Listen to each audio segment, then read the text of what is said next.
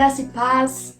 Nós já falamos sobre quem é Deus e quem é Jesus Cristo, então certamente vai ficar mais fácil tentar saber quem é a terceira pessoa da Trindade, que é o Espírito Santo. Bom, ele é o próprio Deus, porém com uma atribuição um pouquinho diferente, porque ele é também o que Jesus chama de Consolador. Nós encontramos já no capítulo 1 do livro de Gênesis o relato de que o Espírito de Deus pairava sobre as águas, e isso quando a terra ainda era sem forma e vazia, nos mostrando que ele tão igualmente a Deus Pai e a Jesus Cristo também sempre existiu desde antes da fundação do mundo. Tem muita gente que diz que o Espírito Santo é um vento, porque no capítulo 2 de Atos dos Apóstolos, a Bíblia diz que quando os apóstolos de Jesus receberam o Consolador, ele veio como um som de um vento forte. Mas não é bem assim, porque a Bíblia diz que foi como um vento, e não literalmente um vento. Mas a comparação é interessante, porque no grego nós encontramos o termo espírito como pneuma, que é semelhante ao termo soprar, bem como uma das características do Espírito Santo. Não podemos vê-lo, mas nós podemos senti-lo. Mas apesar de tudo isso, o Espírito Santo ele é uma pessoa. E nós sabemos disso porque no Evangelho de João nós encontramos Jesus, que estava prestes a deixar aqui a terra, dizendo que ele pediria a Deus e Deus concederia outro conselheiro, que é o Espírito Santo, para estar conosco uma vez que Jesus não estaria mais aqui fisicamente.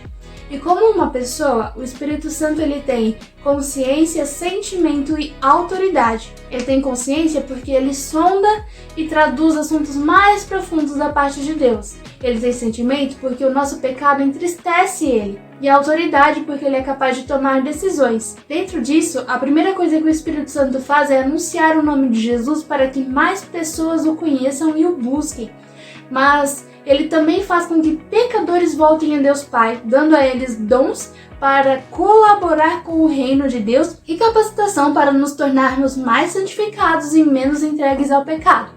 Então, se você já recebeu Jesus como seu único e suficiente Salvador, você já tem o Espírito Santo com você, porque é através dele que somos introduzidos no corpo de Cristo como filhos de Deus. Então, toda vez que pedimos algo a Deus e Deus nos atende, é o Espírito Santo quem nos ajuda. Mas nós precisamos tomar alguns cuidados quando falamos sobre a ação do Espírito Santo em nós.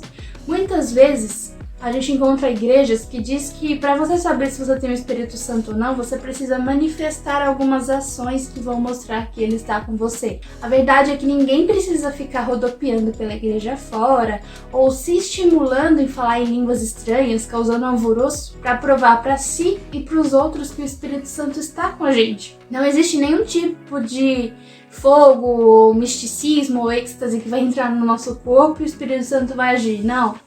Nós precisamos de verdade tomar cuidado com algumas igrejas que ditam como bíblico coisas que a Bíblia não ensina, porque além de ser um desserviço ao reino de Deus, isso insulta a soberania do Espírito Santo verdadeiro. Você vai perceber a atuação dele em você, por exemplo, em momentos onde você não vai saber lidar com uma determinada situação e o Espírito Santo vai te guiar como Jesus faria. Ou quando você estiver prestes a fazer algo errado e ele vai te lembrar dos princípios bíblicos para que você não erre. Ou até mesmo o Espírito Santo ele vai te dar virtudes que se não fosse por ele, você jamais teria. Paciência, domínio próprio, mansidão e tantos outros mais que é o que a gente chama de frutos do Espírito em Gálatas 5. Perceba a ação do Espírito Santo que ela é sutil, ela é no dia a dia, na convivência que você vai ter com ele. Tendo o Espírito Santo de Deus para conviver com você no dia a dia, você pode ter certeza de que você tem o melhor conselheiro do seu lado para viver todos os momentos da sua vida. Amém? Até o próximo tema. Tchau, tchau!